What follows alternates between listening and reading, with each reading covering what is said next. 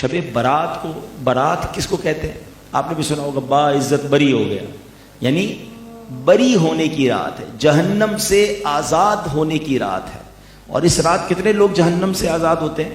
حدیث پاک میں آتا ہے کہ اس رات اللہ کریم قبیلہ بنی کلب کی بکریوں کے بالوں کی تعداد کے مطابق لوگوں کو جہنم سے آزاد فرما دیتا ہے۔ ہم اپنے سر کے بال نہیں گن سکتے، ایسا ہی ہے نا، بکری کے سر میں بکری کے کتنے بال ہیں وہ بھی نہیں گن سکتے۔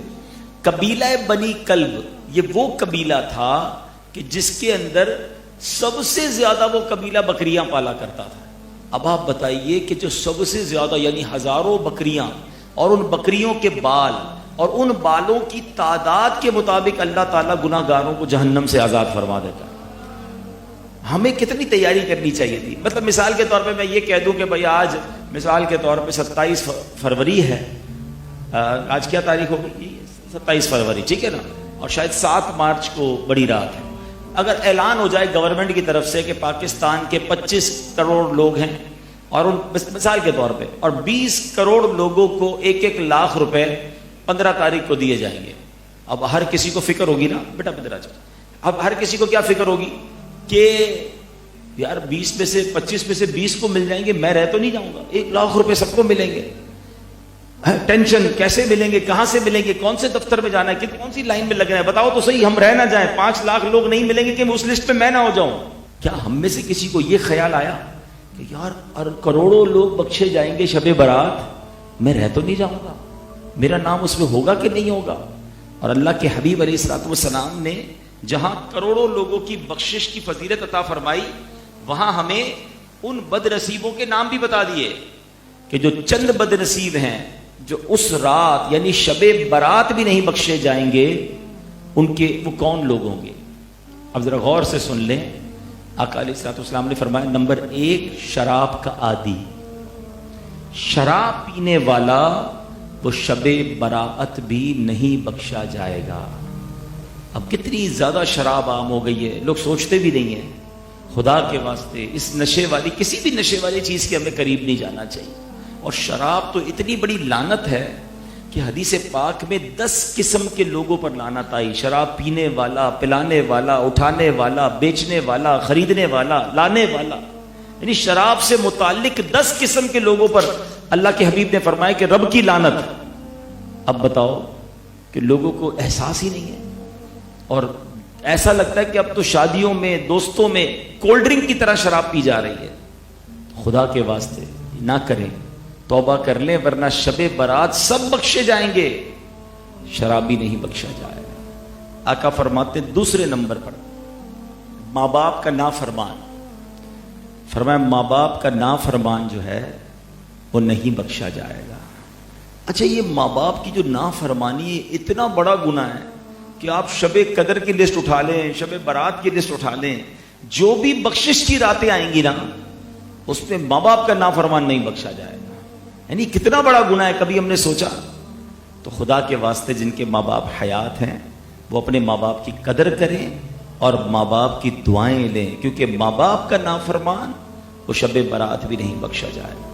آقا فرماتے ہیں زنا کا عادی، معاذ اللہ، بدکاری کرنے والا، اس کی عادت اپنانے والا شب برات نہیں بخشا جائے گا۔ پھر فرمایا قطع تعلق کرنے والا، یہ بھی بڑا مسئلہ ہے، بات بات پر رشتہ داری توڑ دیتے ہیں، دوستی ختم کر دیتے ہیں، بات بند کر دیتے ہیں، اس نے دعوت میں نہیں بلایا ہم اس کے پاس نہیں جائیں گے۔ یعنی آپ سوچیں کہ ہم اور آپ محبت سے رہیں یا رشتہ دار محبت سے رہیں، بظاہر تو یہ کوئی عبادت نہیں ہے، مگر میرے رب کی رحمت دیکھو، لوگ کہتے ہیں پیس ہونا چاہیے، امن ہونا چاہیے۔ اسلام سے زیادہ محبت کا درس دینے والا مذہب کون سا ہوگا کہ جو لوگ محبت سے نہیں رہتے، تعلق ختم کرتے ہیں، اللہ فرماتا ہے شب برات اس کی بخشش نہیں ہوگی۔ اب ذرا سوچیں کہ اسلام کو پسند کیا ہے کہ رشتہ دار جڑ کر رہیں، معاشرہ جڑ کر رہے، پڑوسی مل کر رہیں، محبت سے رہیں، قطع تعلق نہ کریں۔ اگر کوئی شرعی وجہ نہیں ہے تو چھوٹی چھوٹی باتوں پر رشتے ختم کرنا، دوستیاں ختم کرنا، تعلق ختم کرنا، یہ اچھی بات نہیں ہے، اور یہ کتنا بڑا گناہ ہے کہ شب برات کی رات وہ بھی نہیں بخشا جائے گا۔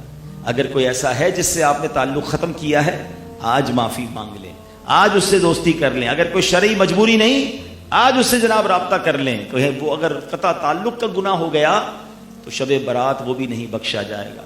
اور پھر فرمایا تصویر بنانے والا۔ اب یہاں پر اس کی بہت ساری علماء نے تفصیلیں بتائی ہیں کہ جو ٹی وی پر یا ویڈیو پر یا موبائل پر تصویر ہے یہ ایکچوئل وہ والی تصویر نہیں ہے، کیونکہ آئینے میں بھی تو ہم نظر آتے ہیں نا، ہم موو کرتے ہیں تو آئینے میں بھی موو کر رہے ہوتے ہیں۔ تو علماء فرماتے ہیں کہ جو ہاتھ سے تصویر بنائی جاتی ہے یا پھر جو مجسمے بنائے جاتے ہیں، جو اسٹیچو بنائے جاتے ہیں، تو اب پرابلم یہ ہو گیا بہت سارے آفیسز میں جانا ہوتا ہے تو دفتر میں لوگوں نے اپنی تصویریں لگائی ہوتی ہیں، فلاں سے ملاقات ہوئی ہے تو فلاں تنظیم سے ملتا ہوں، تو فلاں چیمبر آف کامرس میں، تو فلاں جگہ۔ اب شاید ان کو اپنا روب دکھانا ہوتا ہے یا دنیا کو بتانا ہوتا ہے کہ میں اتنے لوگوں سے ملا ہوں تو اتنی تصویریں۔ تو یہ ایک تو تصویر بنانے والا شب برات بخشا نہیں جائے گا۔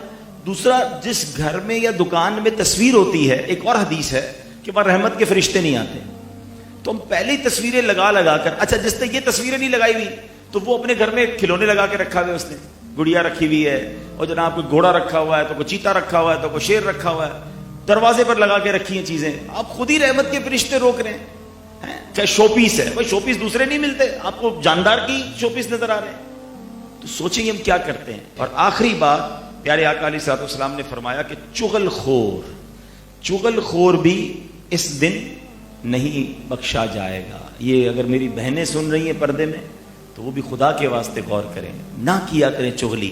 ہمیں پتہ نہیں کیوں یہ ضروری لگتا ہے کہ مجھے اس کی کوئی بات بری لگی تو میں اس تک جلدی پہنچاتا ہوں، یا فلاں نے کسی کے بارے میں بات کہی ہے، اچھا میں ابھی اس کو پہنچاتا ہوں، تاکہ ان دونوں میں لڑائی ہو جائے، ان دونوں میں دوری ہو جائے۔ ایکچولی چغل خور کرتا کیا ہے؟ ہماری دعوت اسلامی والوں میں ایک نعرہ لگتا ہے اور یہ حدیث کا بھی خلاصہ ہے کہ محبتوں کے چور چغل خور، یعنی جو چغل خور ہوتا ہے نا وہ محبت کا چور ہوتا ہے۔ تو ابھی تو آپ نے سنا کہ قطع تعلق کرنے والے کو اس رات نہیں بخشا جائے گا، تو جو تعلق توڑوانے والا ہے اس کا کیا حال ہوگا؟ تو خدا کے واسطے ہم جوڑنے والے ہیں۔ آپ کو پتہ ہے کسی کی لڑائی کرانا وہ اتنا شدید گناہ ہے، اتنا سخت ناپسندیدہ ہے کہ لوگ کسی کے رشتے توڑوا دیتے ہیں، خاندان توڑوا دیتے ہیں۔ ہاں اس نے یہ کہا تھا، تمہارے بارے میں یہ کہا تھا، اچھا اگلا بھی کان کا اتنا کچا ہوتا ہے، اچھا میرے بارے میں یہ کہا، اب میں اس کو بتاؤں گا۔ ارے بھائی اس نے کہا نہیں کہا، تم نے اس کی بات مان لی۔ تو چغل خور دوست بھی اچھے نہیں ہوتے، ان کے ساتھ نہ بیٹھا کریں۔ بلکہ میں آپ کو عجیب بات بتاتا ہوں، جھوٹ بولنا گناہ ہے نا، اتنا شدید گناہ ہے کہ جس کے بارے میں آتا ہے جو ایک بار جھوٹ بولے فرشتہ اس کے منہ سے اتنی بدبو نکلتی کہ فرشتہ 1 میل دور چلا جاتا ہے۔ لیکن جن چند جگہوں پر جھوٹ بولنے کی اجازت ہے وہاں پر ایک معاملہ یہ بھی ہے کہ اگر 2 بھائیوں میں لڑائی ہو گئی ہے، ناراضگی ہو گئی ہے، یا میاں بیوی میں لڑائی ہو گئی ہے، تو ان کی دوستی کرانے کے لیے، ان کا رشتہ بنانے کے لیے، ان کا تعلق بنانے کے لیے جھوٹ بولنے کی اجازت ہے، یا جائز ہے۔ یعنی ایک بھائی کو جا کر بولے یار تمہارا بھائی تو تمہاری بڑی تعریف کرتا ہے، تمہارے بارے میں بڑے اچھے باتیں کرتا ہے، بے شک وہ نہیں کرتا، تاکہ اس کا دل اس کے لیے نرم ہو جائے۔ اور دوسرے کو جا کر کہے میں اس سے مل کر آیا ہوں، وہ تمہاری بڑی تعریف کرتا ہے، یار وہ تو ماشاءاللہ کہتا ہے میرے بھائی کی خیر ہو، تاکہ دونوں بھائی مل جائیں، ان کی دوستی ہو جائے۔ یعنی بظاہر جھوٹ ہے یہ، مگر شریعت کہتی اس کی اجازت ہے کہ تم دل ملا رہے ہو۔ اب سوچیں جو دل توڑ رہا ہے، جو دوریاں ڈال رہا ہے، اس پر کتنا عذاب ہوگا، اس سے رب کتنا ناراض ہوگا۔